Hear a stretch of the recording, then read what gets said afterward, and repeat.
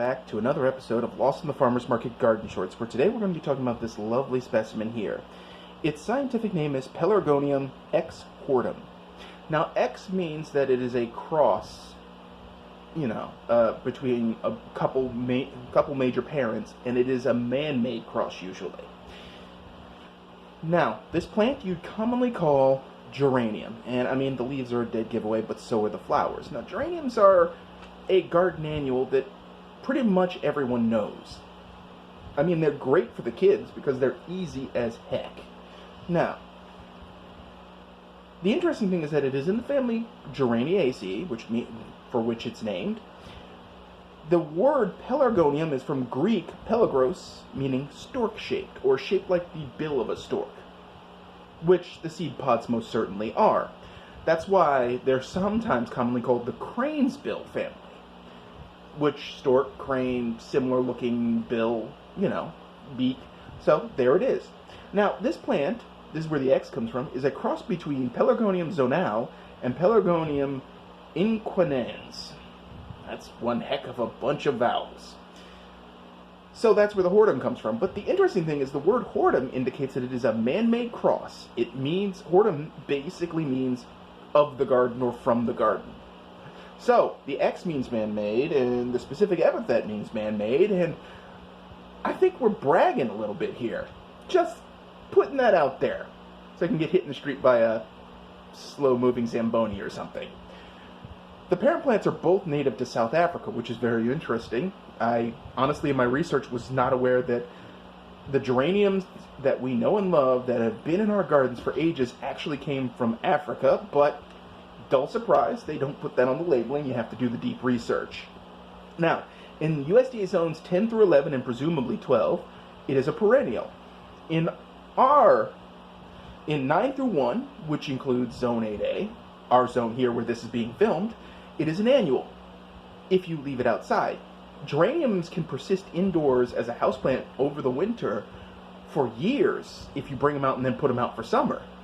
They can get quite large. In fact, this bedding plant, another common one, coleus, impatiens, and begonias, all can be brought in as houseplants for the winter.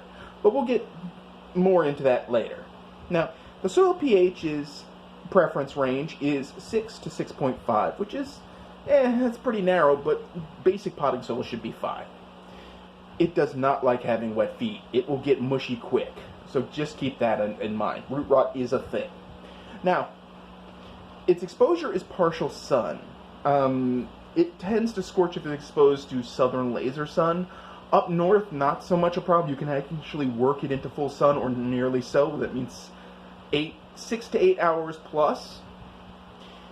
Its height can be 10 to 18 inches, which I can see. Even though this plant is not very large, I probably need to hit it with a little fertilizer. It's a little sort of stunted. It is a rescue plant. Those of you gardens out there know. Oh, by the way, before I get into that, its width can be 10 to 12 inches. The height and width varies on the variety, and there are a bunch of different varieties. There are a bunch of different geranium varieties. A lot. This is just your basic one. Your plain old one that you get at a nursery somewhere. This one is a rescue plant, as I said before. I got this one off the distress plant rack at Blows. Yes, that's what I call them. I don't care if I even say it in the store. Just like I call their competition Home Despot. Enough said. Anyway, its other common name is garden geranium and zonal geranium, which is weird because zonal geranium would be P. zonal, but whatever. Don't judge. The name hortus was actually created by the American botanist Liberty Hyde Bailey in 1914. Liberty Hyde Bailey. I guess weird naming conventions for your kids are not a new thing after all. Someone was like, yeah, you're going to get beaten up at school every day, sir. You are now Liberty Hyde Bailey. Whatever. The leaves are somewhat edible. Now, that again goes towards the literature. In some of the books, because I do have a library of garden books, because, what good horticulturist doesn't, they do list it as edible, but others list it as edible, but, and then some say, don't touch it, it'll make your things fall off. So, and there are websites that range back and forth. I buy on the side of caution.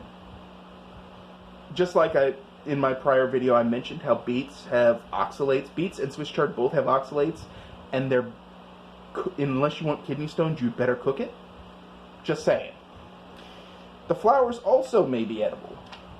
I'm going to buy on the side of caution. I've never seen them in one of those weird, I don't know if you've seen this at Whole Paycheck, but yes, that's my name for Whole Foods.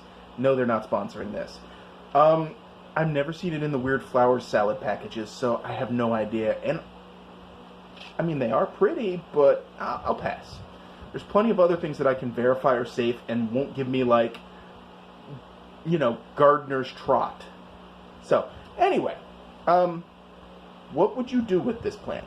Well, in this case, if you notice these flowers are kind of crispy, especially these ones on the side that are off frame almost, you would, if you want to deadhead this, you would snap the whole stalk off at the point, at a joint down where it connects to the plant where it's swollen. It'll just snap right off. Now, these plants are known to be self-deadheading in the fact that they will shed their schmutz here. Sorta. This plant will require fairly regular deadheading. You really don't want it to go to seed unless you're trying to make more. You can take cuttings using the dried rooting hormone. You take a stem cutting from a stem that's at least 6 inches long. You dip the end in the dried rooting hormone, and then you stick it in a reasonably clean soil mix inside something that maintains humidity, like a jar or a plastic tote. And then the stick of destiny just decided to lay down on the floor. Anyway, you put it in a jar and you make sure to maintain humidity, and it should root in about 4 to 6 weeks. Now, I just want to point something out. Temperature makes a difference. Things will root in low temperatures as long as they're not freezing, but it takes 2 to 3 times as long. So you want to maintain temperature at least 50 degrees, or use one of the seedling heat mats to maintain the substrate's heat and or moisture, or more, its warmth, so that the rooting hormone can do its thing and the plant can form a callus and then produce roots. That's how you do geraniums. That's how the geraniums do. Most geraniums that are sold at nurseries are not bred by seed. They're actually grown from cuttings. In fact, if you were to take, at the beginning of the season, the geraniums you bought at the store and take all the soil off, you'd probably find that they have a little nub on the bottom where the roots are shooting out because it's actually a cutting. And geraniums are one of the easiest plants to do cuttings with children. You can teach them how to do it with these real easy. The other one is coleus. Begonias are definitely another easy one. And you can show multiple ways to do cuttings with these plants. So, geraniums are pretty versatile. And I might point out, this is not the only color they come in. I've seen them in bicolor, pink, white, other shades of red. There's been purples I've seen. There are also other leaf shapes. This is just your straight geranium. There's a variety out there, I think it's called Martha Washington or something like that. And the leaves, the lobes are pointy, and it has a reddish tint to it. It comes in a variety of flower colors, but it's more striking because of the foliage color. It's still a Pelargonium ex hortum. So, geraniums are versatile as bedding annuals, and they're one of the plants that can live long inside. You can bring them in and, use them as a houseplant ever so briefly. So, with that said, if you have any comments about bedding geraniums, that sounds kind of dirty, annual geraniums, that's what I mean. If you have any comments about the geraniums, please leave them in the comments section. If you like this episode, please hit like. If you haven't already, please hit subscribe.